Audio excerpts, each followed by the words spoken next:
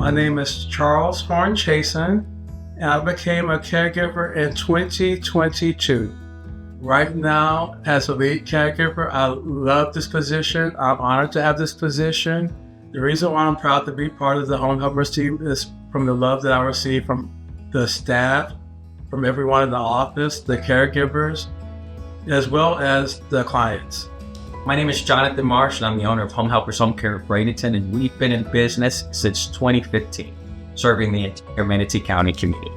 Charles is an exceptional caregiver because he has what I call authentic empathy. He has something that has come through life experience that you just can't teach. He knows about being vulnerable. He knows about recovery, and he also knows about hope.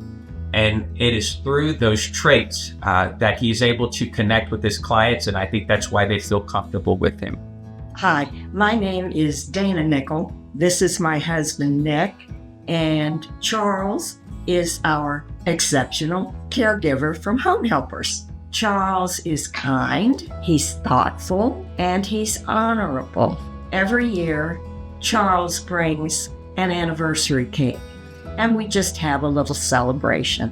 Not everybody does that kind of thing. And one year, Charles came dressed as Santa. Now, how many caregivers come to your home dressed as Santa? So far, I've only known one, and that has been Charles. What this award means to me is, for starters, I was very honored and surprised. I was just doing my job. And for people to notice that I'm just being me and that is good enough to be accepted as a caregiver of the year, I'm honored, I'm humble, and I'm very happy. I'm proud of Charles because he deserves it.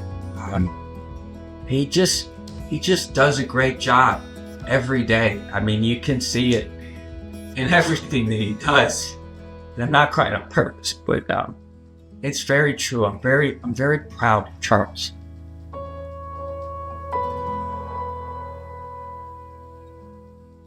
Hold on.